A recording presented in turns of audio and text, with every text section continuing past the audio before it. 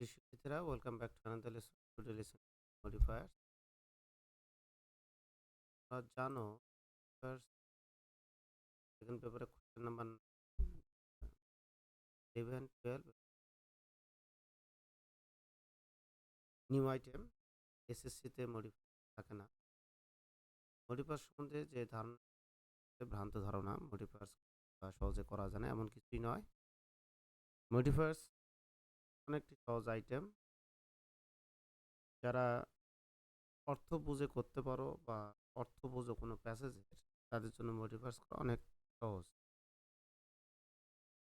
Modifiers যে প্যাসটি থাকে, এখানে 10টি শূন্যস্থান থাকে, 5 মার্ক।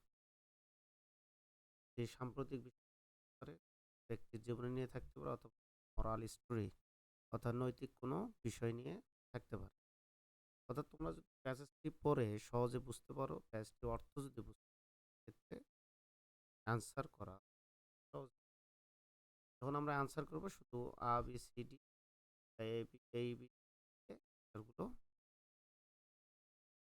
মডিফায়ার্স কি? মডিফায়ার্স তোমরা স্ক্রিনে দেখতে পাচ্ছ। মডিফায়ার্স মূলত নাউন সম্পর্কে একটি অতিরিক্ত তথ্য প্রদান করা হয়। যে ওয়ার্ডগুলো দ্বারা নাউন সম্পর্কে অতিরিক্ত তথ্য প্রদান করা হয়, সেই শব্দগুলোকেই মডিফায়ার্স বলা হয়।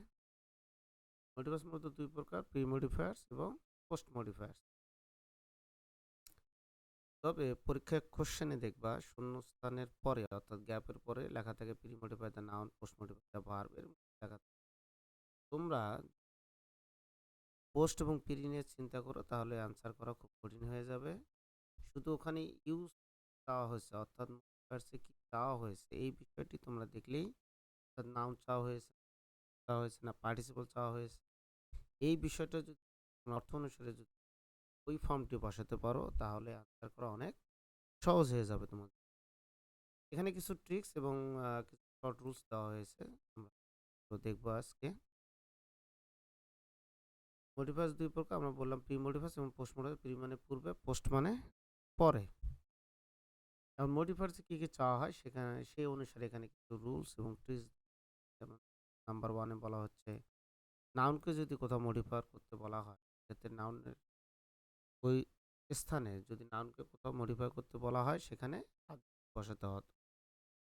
অ্যান্সার যে ওয়ার্ডটি আমরা লিখবো, সেখানে ওয়ার্ডটি অ্যাডজেক্টিভ হতো। অর্থাৎ যদি কোথাও নাউন চায়, সেক্ষেত্রে আমরা অ্যাডজেক্টিভ, মানে অ্যাডজেক্টিভের সংখ্যা এখানে দেওয়া আছে, এগুলো আমি বলতেছি না, তোমরা স্ক্রিনে দেখলে বুঝতে পারবা কি দেওয়া হয়েছে। অ্যাডজেক্টিভ আমরা এমনিতে চিনি, নাউন বা প্রোনাউনের দোষগুণ, অবস্থা, সংখ্যা, পরিমাণ, পরিমাপ ইত্যাদি বোঝায়। কিছু ওয়ার্ড এখানে দেওয়া হয়েছে তোমাদের বোঝার সুবিধার্থে। নাম্বার 2, অ্যাডজেক্টিভকে মডিফাই করতে বলে অ্যাডজেক্টিভে বসে। অনেক সময় দেখা যাবে ইউজ অ্যান অ্যাডজেক্টিভ লেখা আছে, সেক্ষেত্রে আমরা অ্যাডজেক্টিভে, অর্থাৎ নাউন চাইলে কি বসাবো আমরা? অ্যাডজেক্টিভ। অ্যাডজেক্টিভ চাইলেও অ্যাডজেক্টিভ।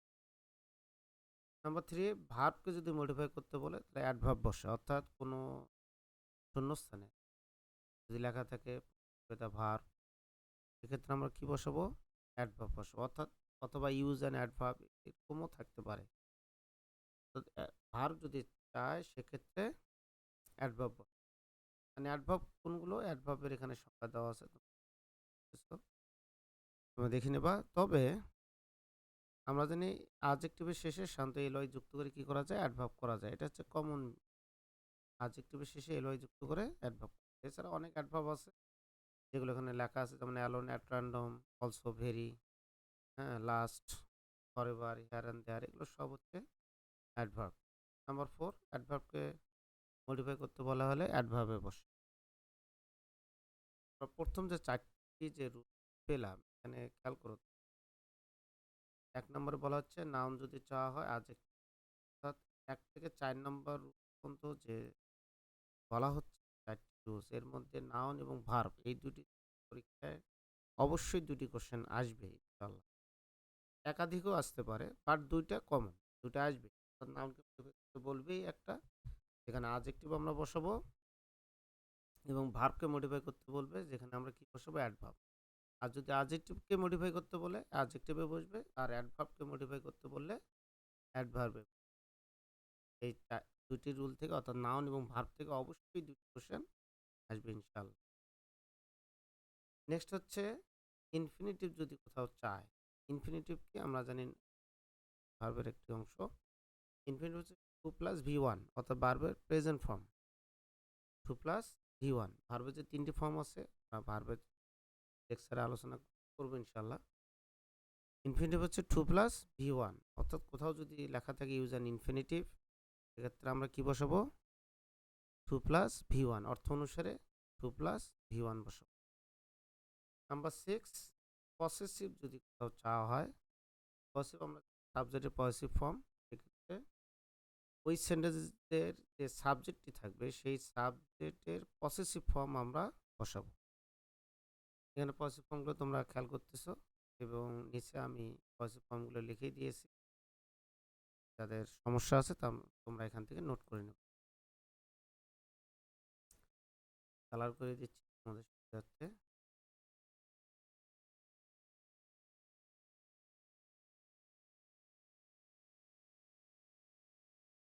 নাম্বার 7 ডেমনস্ট্রেটিভ যদি কোথাও চাওয়া হয়, ডেমনস্ট্রেটিভ প্রনাউন, এটা মূলত ডেমনস্ট্রেটিভ যদি কোথাও চাওয়া হয় দিস, দ্যাট, সাস, দোজ এবং ইট এগুলো বসে। তবে তোমরা বেশিরভাগ ক্ষেত্রেই দেখবা দিস এবং দ্যাট এই দুইটার মধ্যেই থাকে, তবে প্লুরাল হলে দোজ বসাতে হয়।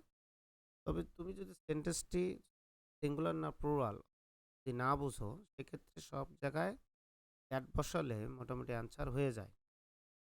আর যদি তুমি বুঝতে পারো, সেক্ষেত্রে তুমি দোজ বসাই দেবা যদি প্লুরাল ফর্ম হয়। আমরা 7টা রুল দেখলাম এখানে, বাকি যে রুলসগুলো আছে আমরা ইনশাআল্লাহ নেক্সট ক্লাসে আবার দেখব। আমি আবার রিভাইজ দিয়ে দিচ্ছি। মডিফায়ার্স মূলত 2 প্রকার, প্রি এবং পোস্ট মডিফায়ার্স। তবে তোমরা প্রি এবং পোস্ট নিয়ে বেশি মাথা না ঘামিয়ে ওখানে ইউজ কি চাওয়া হয়েছে এটা তোমাকে বুঝতে হবে।